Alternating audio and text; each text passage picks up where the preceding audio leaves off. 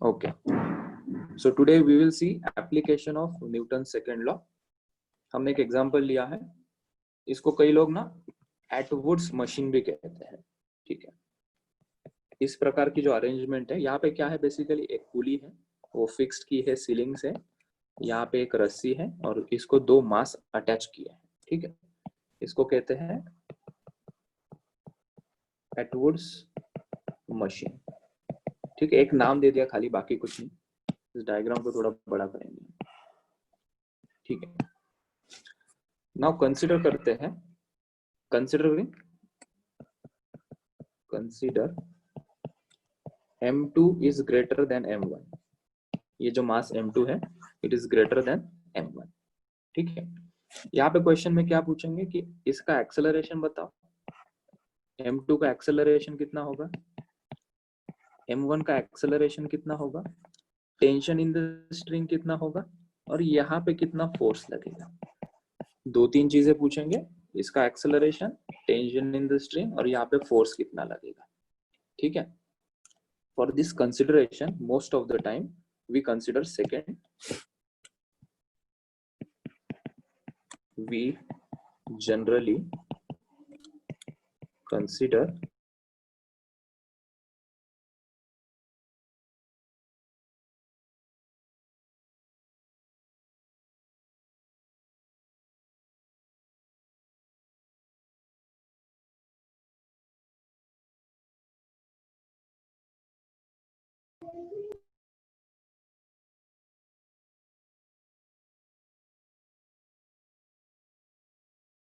Sir आवाज नहीं आ रही सर।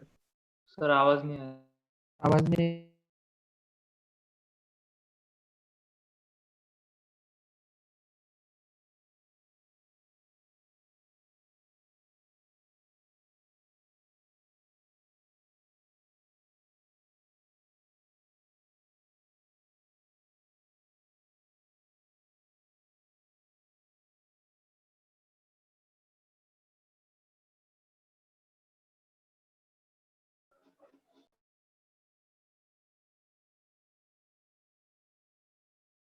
सर आवाज नहीं आ रही है।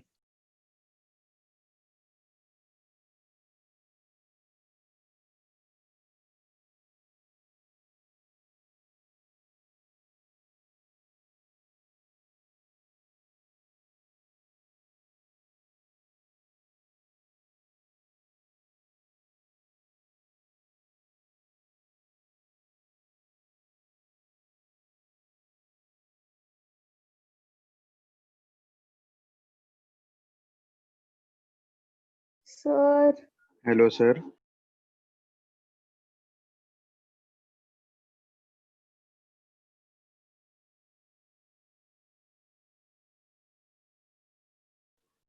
Hello sir. Hello Nikhil. Hello, अरे आवाज नहीं आ रही सर। हेलो निखिल, हाँ कहाँ रे? कहाँ चल रहा?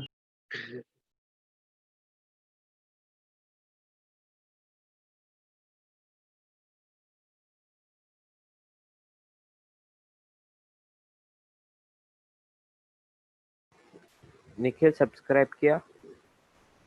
अरे दिखाई नहीं रहे, मैंने सर्च किया था। तेरा चैनल है क्या? हाँ, कौन सा? फोर्टनाइट का है। गेमिंग का है क्या? हाँ। एक कामेश तो इंस्टा पे कहाँ पे है रे? क्योंकि तभी वो ऊपर जा रहा है, तो हमने कहा t, पहले t लिखेंगे, minus m1g is equals to, अभी इज इक्वल्स टू 0 नहीं लिख सकते हैं। क्यों 0 नहीं लिख सकते? क्योंकि इसका एक्सेलरेशन हो रहा है। कहाँ हो रहा है एक्सेलरेशन? ऊपर की तरफ हो रहा है। तो एक्सेलरेशन जब ऊपर हो रहा है तो हमने t पहले लिखा, क्योंकि t ग्रेटर होगा तभी एक्सेलरेशन ऊपर होगा इसका। तो इज इक्वल्स टू, किसका एक्सेलरेशन हो रहा है? हमने कहा मास m1 का एक्सेलरेशन हो रहा है, तो हमने लिखा is equals to m1 into a। ये हमारा इक्वेशन बन गया। पहले हम अभी इसके बाद FBD ऑफ m2 निकालते हैं, then I will repeat again. देखो, अगर मैं m2 की FBD निकालू, FBD ऑफ m2, वो क्या रहेगी देखो, इसके ऊपर कितने फोर्सेस लग रहे हैं M2 के ऊपर, सर उसका वेट लग रहा है M2G नीचे, टेंशन का डायरेक्शन हमेशा अवे फ्रॉम द बॉडी होता है, ऊपर रहेगा वो, ठीक है। देखो इसका एक्सेलरेशन कहाँ हो रहा है, नीचे हो रहा है, तो कौन सा फोर्स बड़ा होगा, M2G बड़ा होगा या T बड़ा होगा, M2G।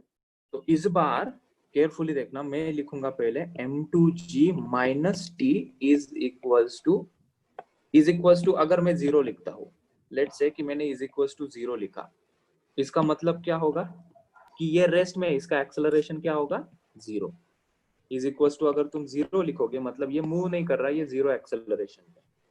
लेकिन यहाँ पे एक्सेलरेशन हो रहा है, किसका एक्सेलरेशन हो रहा है, M2 का, कितना हो रहा है, A हो रहा है, इसलिए हम इक्वल टू 0 नहीं लिखते, इसलिए हम इसको लिखते हैं M2A।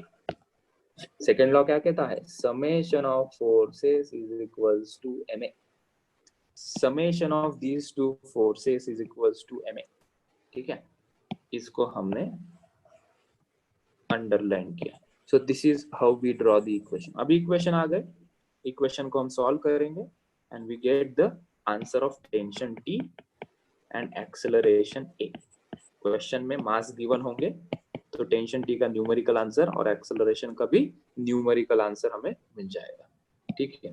तो M2 की FBD यहाँ पे नहीं निकाली मैंने, तो FBD निकाल देता हूँ, ये नीचे M2G ऊपर T, एक्सेलरेशन जहां हो रहा है वो डायरेक्शन दिखाओ A। शॉर्टकट क्या होगा इक्वेशन ड्रॉ करने का, जिस डायरेक्शन में एक्सेलरेशन है वो वाला फोर्स पहले लिखो। फर्स्ट सिचुएशन में एक्सेलरेशन ऊपर था तो ये T हमने पहले लिखा, so T minus M1G is equals to M1A, और यहाँ पे नीचे वाला फोर्स के डायरेक्शन में एक्सेलरेशन था तो M2G minus T is equals to M2A। अभी इन दोनों इक्वेशन को हम सॉल्व करेंगे। पहले तो इतना लिख लो, मुझे थोड़ा जगह बनानी पड़ेगी, मैं इसको हटा दूंगा, डायग्राम वगैरह लिखो जल्दी, ठीक है। अभी T की वैल्यू निकालते हैं, मैंने रिकॉर्डिंग ऑफ कर दी थी, so let me repeat this. तो यहाँ पे T की वैल्यू निकालेंगे, I am considering the equation 1, यहाँ पे हम एक्सेलरेशन की वैल्यू पुट करेंगे। सो मैंने इक्वेशन लिखा, A की वैल्यू यहाँ पे पुट कर दी, इसे मैंने सिंप्लीफाई कर दिया, M1 इंटू M2 ये रहा, M1 into M1, M1 square into G ये रहा, divided by M1 plus M2, इस माइनस M1G को हमने राइट हैंड में लेके आया तो प्लस लिखा। अभी इसे सॉल्व करते हैं, सो T इज इक्वल्स टू, ये यही रहेगा ना, A by B plus C, इसको कैसे सॉल्व करते हैं, A plus BC upon B, मतलब इसको और इसको मल्टीप्लाई करो और इसके साथ ऐड कर दो। सो M1 M2G minus M1 square G plus,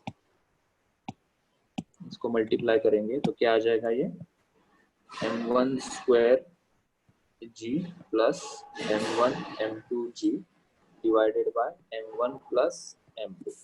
यहाँ पे कोई कट हो रहा है क्या, होना भी चाहिए, M1 स्क्वायर, ये हो गया M1 कट, स्क्वायर G। तो ये हो जाएगा 2M1 M2G, ये और ये ऐड हो जाएगा ना, M1 M2G M1 M2G 2M1 M2G divided by M1 plus M2। ये T का आंसर हो गया। This is also an important result. तो एटवर्ड्स मशीन इस प्रकार का जो कोई अरेंजमेंट है जहाँ पे दो ब्लॉक पुली से अटैच होते हैं एक ही स्ट्रिंग से, वहां पे एक्सेलरेशन और टी टेंशन की वैल्यू हम इस फॉर्मूला से निकालते हैं, ठीक है। These two formulas are very important, ठीक है। और जो इसका हमने डेरिवेशन किया वो समझना भी एट मोस्ट इम्पोर्टेंट है, ठीक है। चलो अभी इसी प्रकार से हम आगे बढ़ते हैं, एक जनरल आइडिया हमें आ गई है किस प्रकार से हमें आगे चलना है।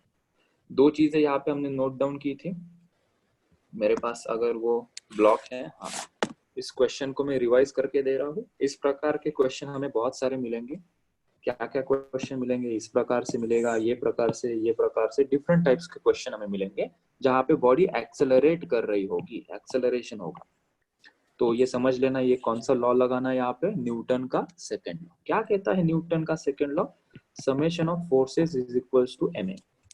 कैसे सॉल्व करते हैं इसे, तो यहाँ पे हम FBD लगाते हैं, जितने बॉडीज है उसकी FBD लगाते हैं। यहाँ पे फिर क्वेश्चन में ही मेंशन होगा कौन बड़ा कौन छोटा। अगर क्वेश्चन में नहीं मेंशन है कि कौन सी बॉडी बड़ी कौन सी बॉडी छोटी है और हमें पता करना डिफिकल्ट जा रहा है, तो हम कंसिडर कर सकते हैं कि ये ब्लॉक नीचे जा रहा है और ये ब्लॉक ऊपर जा रहा है, ठीक है। तो हमने इसकी एफबीडी कैसे निकाली थी, नीचे हमने किया m1g, ऊपर किया t, एक्सेलरेशन उसका हो रहा है ऊपर a, इसका इक्वेशन क्या होगा, m1g minus t is equals to m1a। इसको विजुअलाइज करो फर्स्ट एफर्ट से, इक्वेशन क्या बनेगा इसका, m2g minus t is equals to m2a, ठीक है। मैं एक्सपेक्ट कर रहा था कोई तो मुझे ये सवाल पूछेगा कि सर इसका एक्सेलरेशन और इसका एक्सेलरेशन सेम कैसे आएगा। ये देखो ये जाहिर सा सवाल है क्या नहीं, लगता है नहीं क्या तुम्हें। इसका एक्सेलरेशन लेट से कि मैं कहता हूँ कि आंसर आया है 2 मीटर पर सेकेंड ऊपर और इसका आंसर भी 2 मीटर पर सेकेंड नीचे, कैसे, क्योंकि दोनों के बीच में टेंशन सेम है। हाँ Yes, सर, एक दोनों ही के स्ट्रिंग बीच है। में एक ही स्ट्रिंग है, तो जितना फोर्स ये क्रिएट करेगी यहाँ पे उतना ही फोर्स इस साइड में ट्रांसमिट होगा। सो हम एक 100 बात की एक बात कह सकते हैं, एक स्ट्रिंग, एक टेंशन, एक acceleration, one string, one tension, one acceleration, ठीक है। ये डिटेल में बताऊंगा मैं आगे चलते हुए, just to keep this in your mind, ये मैंने लगा दी। चलो अगर हम सेकेंड एग्जांपल लेके इसे सॉल्व करते हैं, इसको मैंने लिया कॉपी किया, ये लिखना हो गया है सब लोगों का फर्स्ट हाँ एग्जांपल। सर, हाँ sir, yes sir. Yes sir. किसी को डाउट होगा तो पूछ लो, नहीं तो मैं आगे चलता हूँ फिर, ठीक है। So we are handling this example number 2, example number 2, ठीक है। अगर इसको मोशन में लाना है तो ऑब्वियसली मुझे यहाँ पे अगर मैं मेंशन करता हूँ कि ये सरफेस स्मूथ है, ये जो सरफेस यहाँ पे है, दिस सरफेस इज स्मूथ, तो ऑटोमेटिकली मुझे ये बताने की जरूरत है क्या कि m2 is greater than m1, नहीं। क्या कह रहा हूं मैं, सुनो, अगर m2 छोटा भी हो m1 से फिर भी ये ब्लॉक आगे जाएगा और ये नीचे आएगा, ऐसा क्यों, क्योंकि ये सरफेस, हाँ ये तो ग्रेविटेशन से नीचे उसको पुल करेगा और ये भी यहाँ पुल हो जाएगा, क्यों, क्योंकि यहाँ पे सरफेस कैसा है, स्मूथ है, तो इसका एक्सेलरेशन होना ही होना है, इसका एक्सेलरेशन होना ही होना है, ठीक है।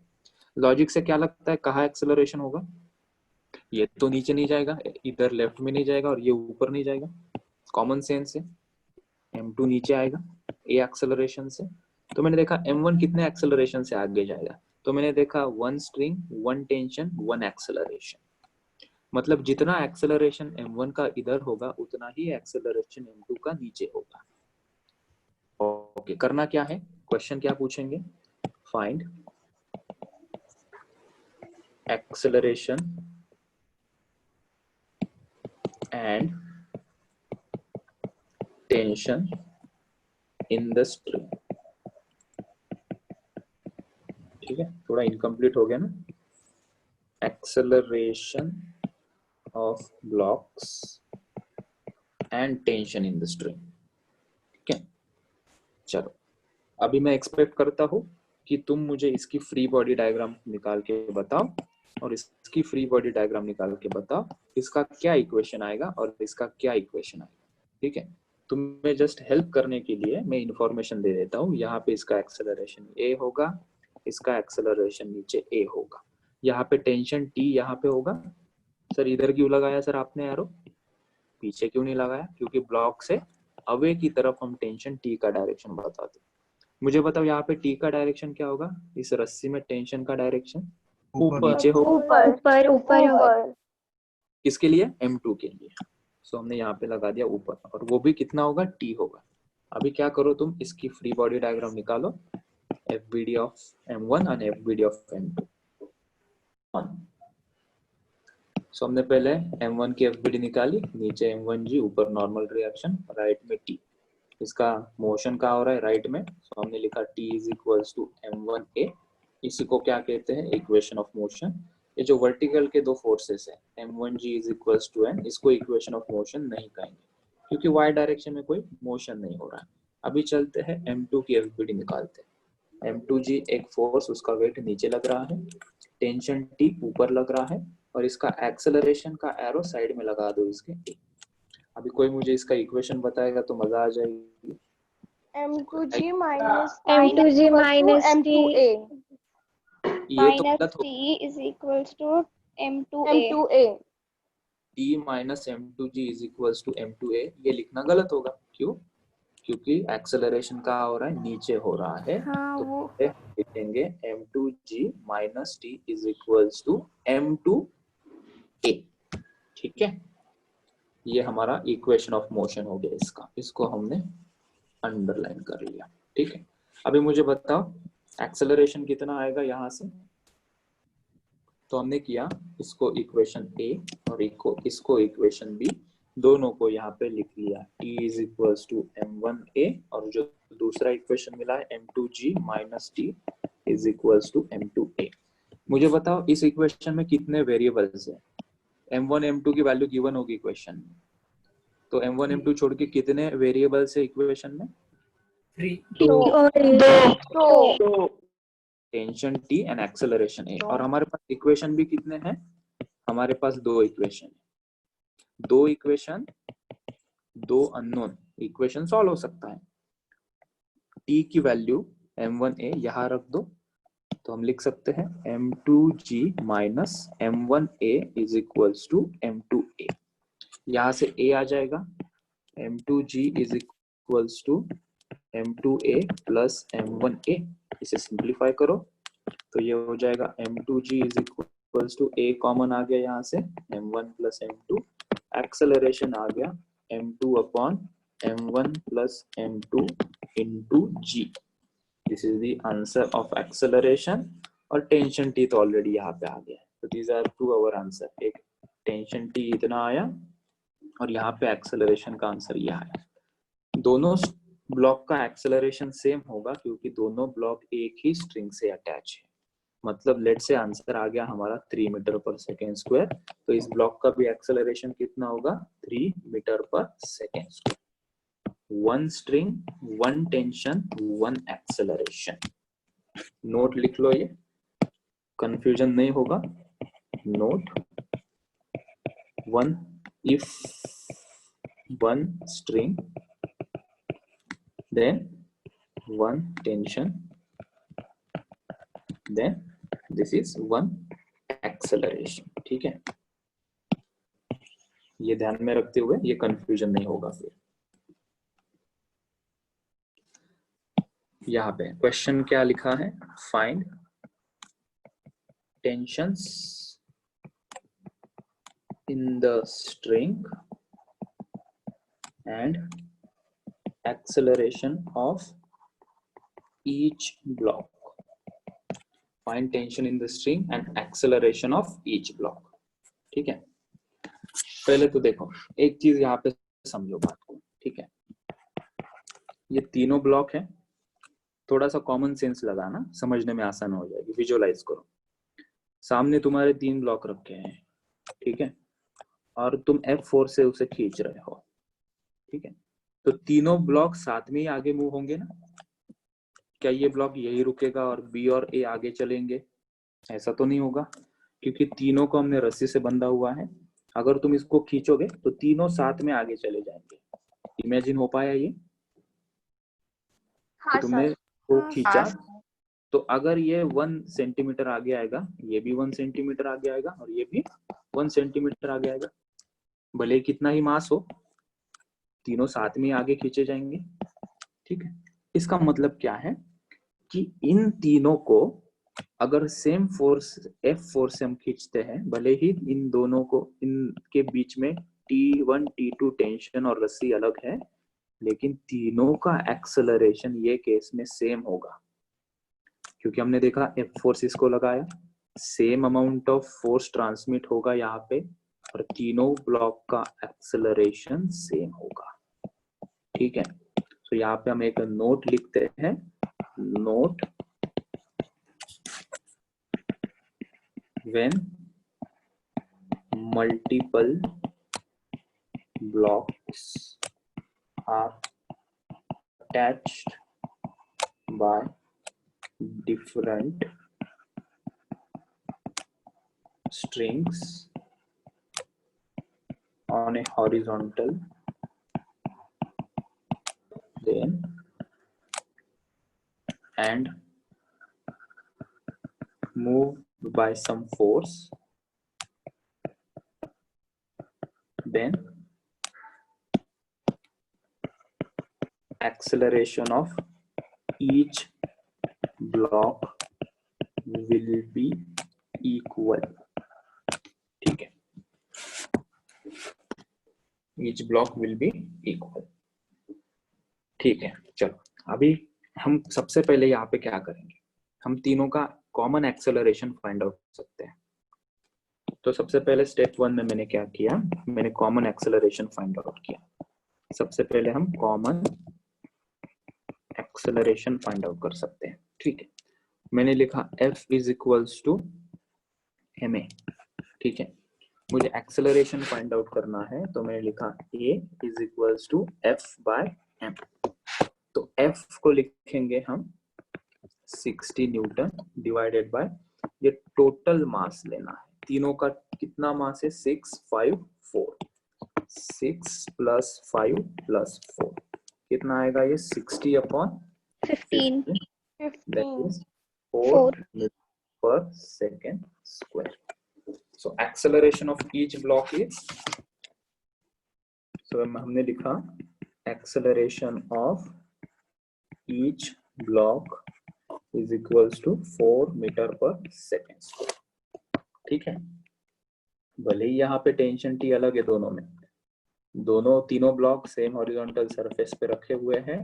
ए के ऊपर हमने F फोर्स लगाया, तीनों का मास अलग है, फिर भी तीनों सेम एक्सेलरेशन से आगे बढ़ेंगे.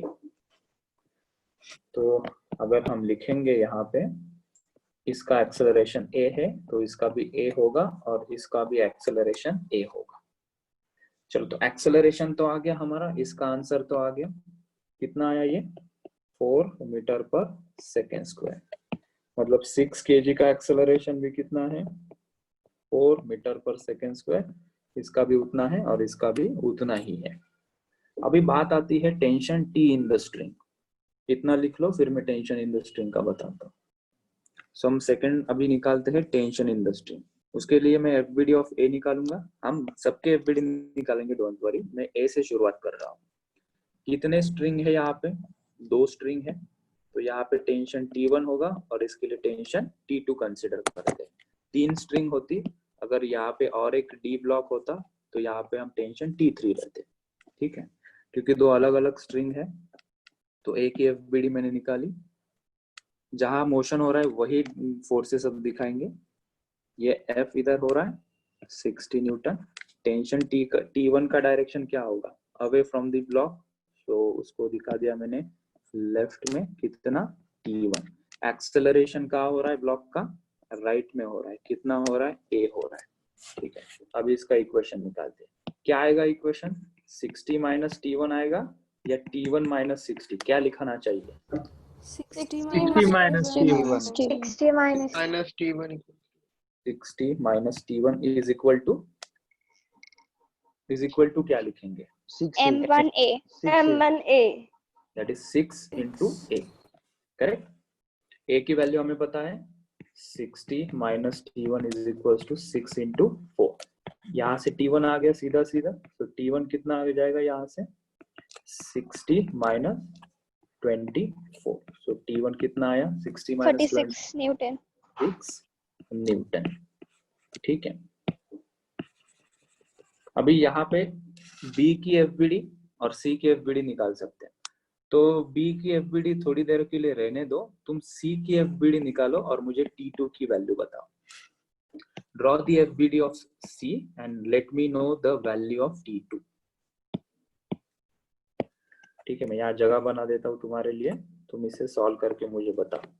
Second FBD of C. B की भी निकालेंगे, डोंट वरी, तुम C की तो निकालो पहले. C की FBD निकालो, इक्वेशन प्लॉट करो, सॉल्व करके मुझे T2 की वैल्यू बताओ. ठीक है, सबने FBD ऑफ C निकाली. T2 राइट हैंड डायरेक्शन में, एक ही फोर्स लग रहा है, एक्सेलरेशन का डायरेक्शन ऊपर दिखाया A. सबने देखा T2 is equals to ma. M कितना था 4 इंटू ए की वैल्यू ऑलरेडी निकाली थी 4, सो T2 आ गया 16 न्यूटन।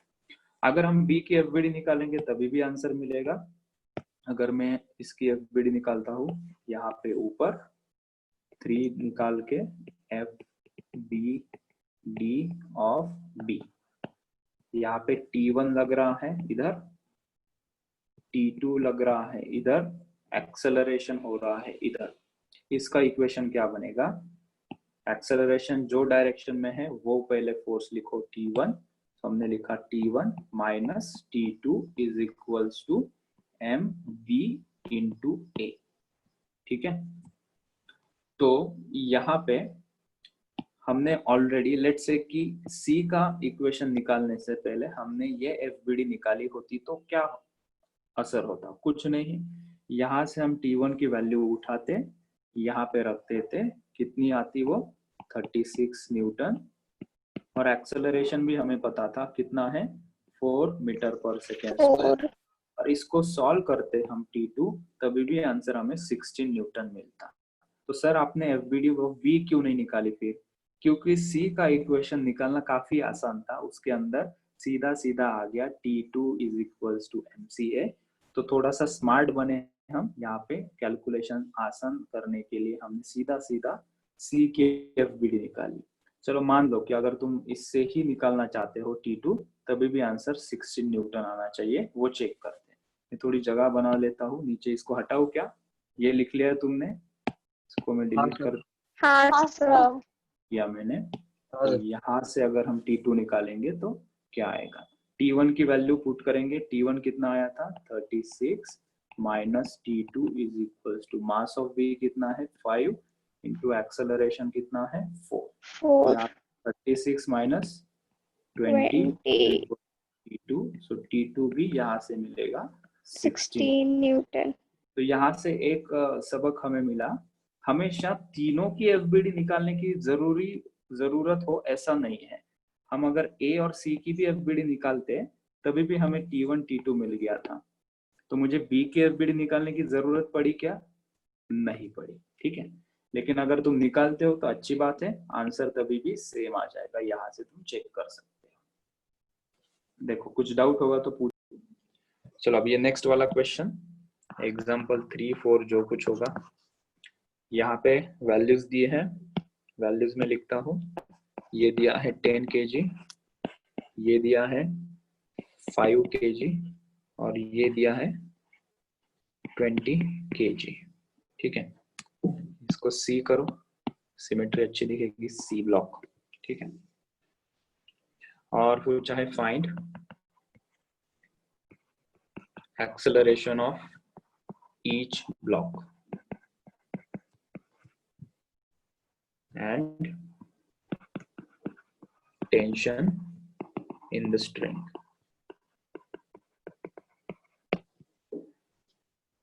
एक्सेलरेशन और टेंशन पूछा है हमें। ठीक है, ए की एफबीडी निकालो सबसे पहले, सिर्फ ए की एफबीडी निकालो तुम, और वो सही आती है क्या फिर चेक करके हम बी और सी की एफबीडी निकालेंगे। सबसे पहले एक ही काम करो तुम, बाकी कुछ मत करना, एक ही काम करो। सबसे पहले draw F B D of A, तो यहाँ पे करेक्शन कर लो, string is attached to the A not B. ठीक है, ए को स्ट्रिंग अटैच है।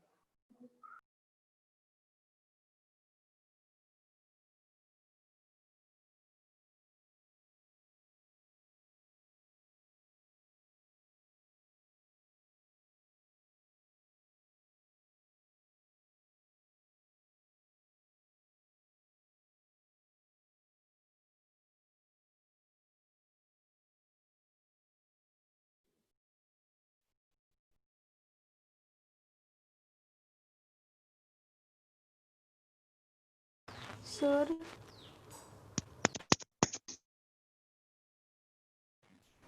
Hello sir.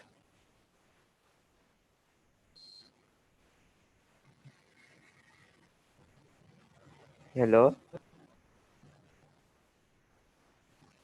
आएगी तो सबसे पहले रुको, यहाँ पे एफबीडी ऑफ बी मैंने कैसे निकाली, इसका एक्सेलरेशन राइट में, बी के ऊपर नॉर्मल रिएक्शन राइट में लग रही है, तो ये n, देखो टेंशन टी ए के ऊपर लग रहा था, बी को अटैच नहीं है स्ट्रिंग, इसलिए एक ही फोर्स लगेगा बी के ऊपर, दैट इज एन।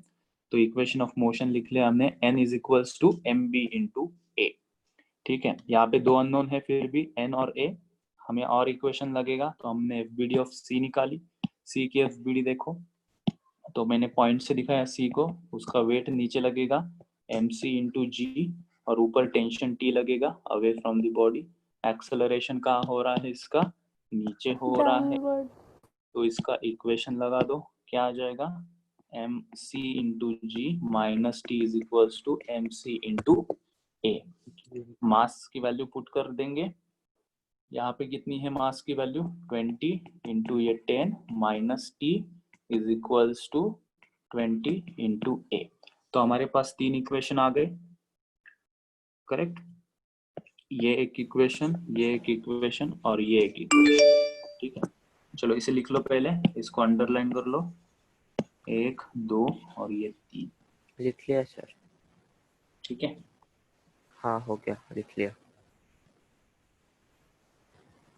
अब यार इसे सॉल्व करेंगे। सबसे पहले ये छोटा वाला इक्वेशन देखो b, ठीक है, अब इसे सॉल्व करेंगे तो उसकी वैल्यू पुट कर लो, n की वैल्यू आ जाएगी, n is equals to M B की 5 इंटू ए। ये वैल्यू हम कहाँ पुट करेंगे, n की वैल्यू यहाँ पुट कर दो ये इक्वेशन में। सो वहां से t आ जाएगा, t minus 5a is equals to M A की वैल्यू 10 इंटू ए। तो यहाँ से टेंशन आ गया 10a प्लस 5a, ये कितना आ जाएगा 15a। So t is equals to आया 15a। अभी इसको उठा के यहाँ पे रख दो इस इक्वेशन में, तो मेरा एक्सेलरेशन आ जाएगा।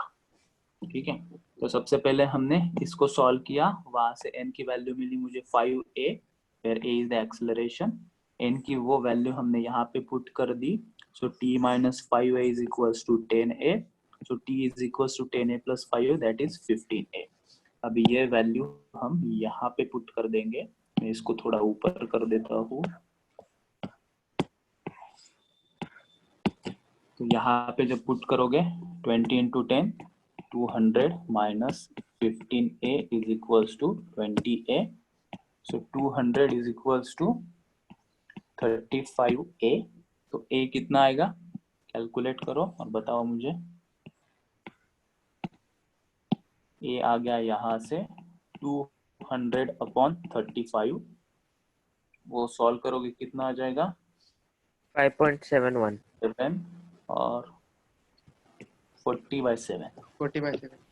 5.71 सर। ठीक है, फ्रैक्शन में रखना चाहोगे तो फ्रैक्शन में रखो, डेसिमल में लिखना चाहोगे तो डेसिमल में लिखो। ठीक तो एक्सेलरेशन a आ गया।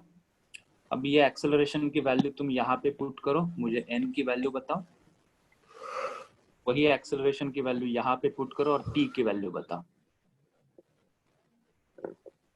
सो n कितना आएगा 200 सर by थोड़ा 7. स्क्रीन को नीचे करो ना, दिखाई नहीं दे रहा नीचे का। ओके,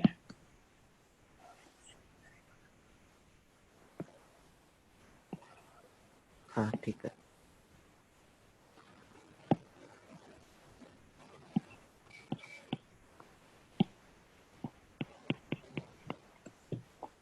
ठीक है, सो t कितना आएगा 600/7। 600 by 7.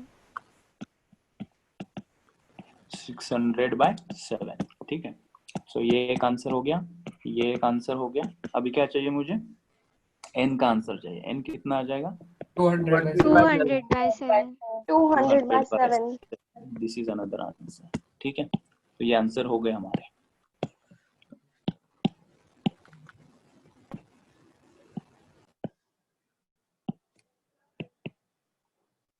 ये वाला एक आंसर, दिस इज एक और दिस इज। देखो प्रोसीजर समझना बहुत जरूरी है, इसलिए मैंने बहुत ही स्लोली लिया आज का लेक्चर।